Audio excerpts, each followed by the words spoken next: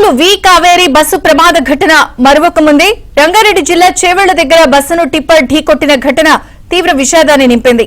ఈ ప్రమాదం 19 మందిని బలి తీసుకుంది. ఆర్టీసీ బస్సు సేఫ్ అండ్ సురక్షితం అని అందరూ భావిస్తారు. అలాంటి బస్సుపైకి మృత్యు శకటంలా దూసుకొచ్చింది లారీ.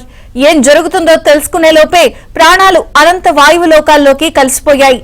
ప్రయాణికుల పాలిట మృత్యు శకటమైన టిప్పర్ సృష్టించిన టెర్రర్ కు పదుల సంఖ్యలో ప్రాణాలు గాల్లో కలిసిపోయాయి.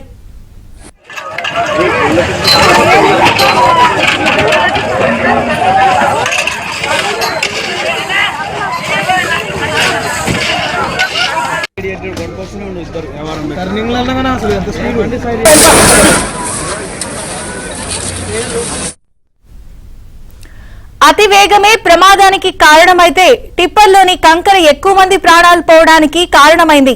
కంకర ఒక్కసారిగా మీద పట్టడంతో 10 మందికి పైగా కంకర కిందే ఊపిరాడక సమాధయ్యారు. ఈ ఘటనలో 19 మంది మృతి చెందారు. వీరిలో ప్రయాణికులు, బస్సు, టిప్పర్ డ్రైవర్లు ఇద్దరు కూడా స్పాట్లోనే చనిపోయారు. ఏడాది పాప సహా మహిళలు, పురుషుల ప్రాణాలను అర్ధాంతరంగా మింగేసింది టిప్పర్.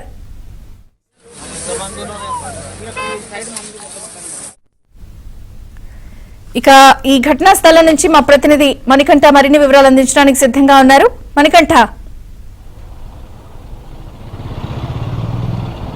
జై చంద్రిక, ఈరోజు రంగారెడ్డి జిల్లా చేవెళ్ల మండలం మీర్జాగూడ ప్రాంతంలో విషాదం చోటు చేసుకుంది. ప్రస్తుతం టిప్పర్ బస్సును అయితే ఢీకొట్టిన ప్రదేశం వద్ద అయితే ఉన్నాము. ఈ ఎగ్జాక్ట్గా నేను చూపించే ప్రయత్నం కూడా చేస్తాను. ఇక్కడే ఉదయం వికారాబాద్ నుంచి తాండూరు నుంచి హైదరాబాద్కు వస్తున్న బస్సు అటువైపుగా వెళ్తూ ఉంది. ఈ క్రమంలోనే చేవెళ్ల నుంచి కంకర్ను లోడ్ చేసుకుని ఒక టిప్పర్ అయితే వస్తూ ఉంది వేగంతో.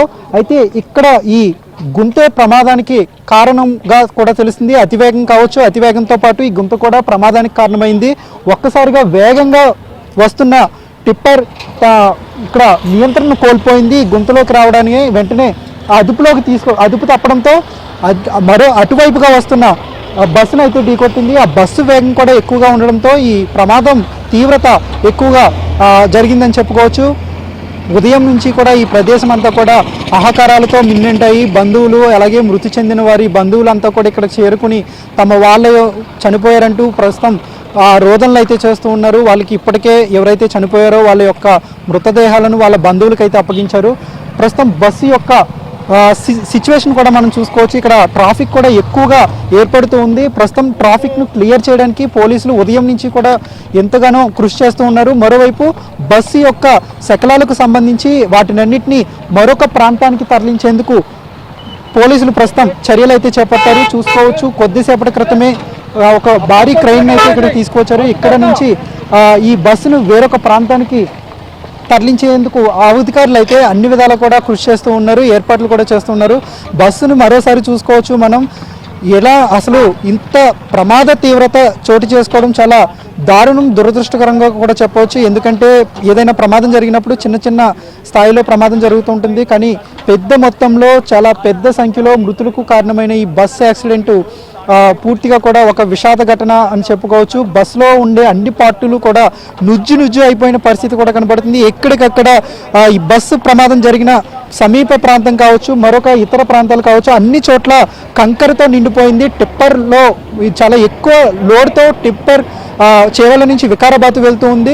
అదే సమయంలో ఈ బస్సును ఢీకొట్టడంతో బస్సుకి ఉన్న ముందు భాగం పూర్తిగా ధ్వంసం అయిపోయిన సిచ్యువేషన్ కూడా ఉంది. బస్సు ముందు భాగాన్ని కూడా అధికారులు చూడొచ్చు. క్రెయిన్ సహాయంతో ఈ బస్సు యొక్క పార్ట్లను వేరు చేసి వేరొక ప్రాంతానికి తరలించేందుకు అధికారులు అయితే ఏర్పాట్లు చేస్తున్నారు. ఎందుకంటే ఈ బస్సు ప్రమాదం జరిగిన ప్రాంతంలో సుమారుగా అటు వికారాబాద్ నుంచి హైదరాబాద్కు వచ్చే వాహనదారులకు, హైదరాబాద్ నుంచి వికారాబాద్కు వచ్చే వాహనాలకు తీవ్ర ఆటంకం ఏర్పడుతుంది ట్రాఫిక్ వల్ల. అందుకని ప్రస్తుతం అధికారులు అయితే సహాయక చర్యలు అయితే చేపట్టారు. వీటితో పాటు బస్సు యొక్క సహకారాలు ప్రస్తుతం బస్సును కూడా వేరే ప్రాంతానికి తరలించేందుకు పోలీసులు అయితే తీవ్రంగా కృషి